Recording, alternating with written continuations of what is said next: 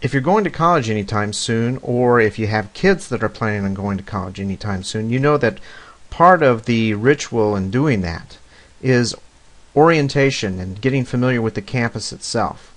Now you can do an actual walk, which you will do eventually, but if you want to know what the campus is like and how it's laid out before you actually go, so you can know exactly where buildings are, where you need to be, and things like that, Google Maps is a great tool for doing that. For example, I want to explore the campus of Indiana University, so I'll type in Indiana University and hit search, and this takes me right to Indiana University here in Bloomington, Indiana. If I zoom in, you can see that Google Maps provides the names of the buildings themselves.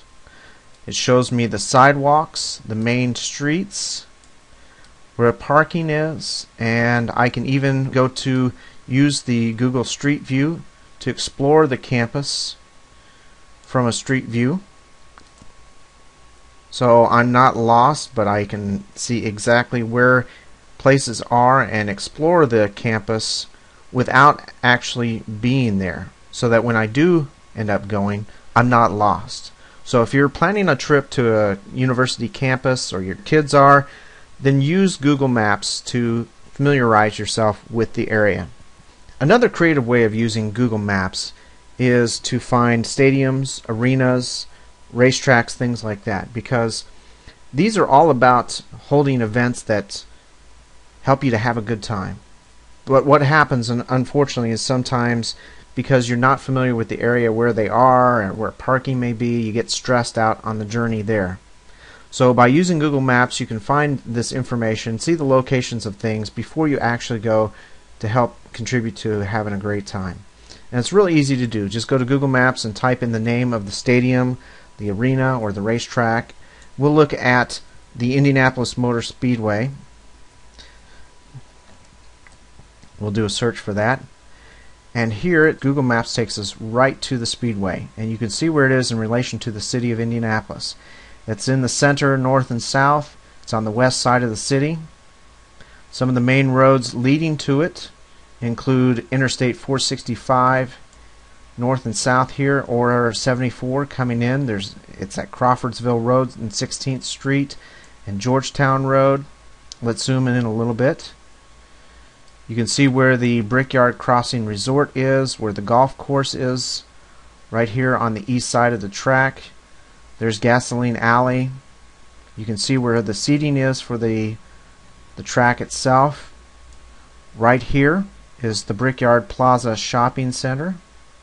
So if you're looking to shop, you've got that right there. And you just get an overall feel for where the racetrack is, and explore it completely so that you're not lost before you go, but you're prepared. Another place where people find themselves in stressful situations when they're traveling in unfamiliar areas are airports. Airports can be extremely confusing. This is where Google Maps can help, because it can show you where entrances are, where exits are, where parking is, where rental car places are, and it's real simple to do. All you have to do is type the name of the airport into the Google Maps search box. So, for example, let's say you're planning a trip to Key West, and you're going to be flying into the Key West International Airport and renting a car. How do you get in and out of there? Just type in Key West International Airport and do a search, and Google Maps will take you right there. You can see where the airport is in relation to Key West. It's on the southeast side of the island. So all you have to do to get familiar with it is zoom in. You can see the runway right there, and look for the main terminal. And this appears to be the main terminal right here. The entrance is Ferwaldo Circle, which comes around here like this.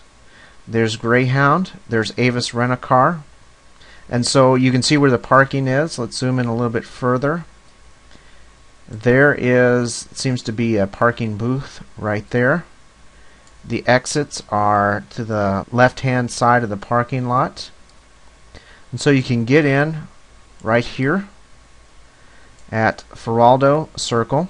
If you want, you can drag and drop Peggy onto the main street of Florida A1A to kind of get a feel for what it's going to look like as you approach the airport itself, or as you're leaving the airport, what it's going to look like. Looks like it's going to be beautiful. We'll close the street map view again to get back to the airport. One of the things that I want to highlight here is just the fact that once you know where the roads are, where the parking is, where the airport is in relation to the city that you're landing into, it makes the travel a lot less stressful, so you can know ahead of time exactly where you're going.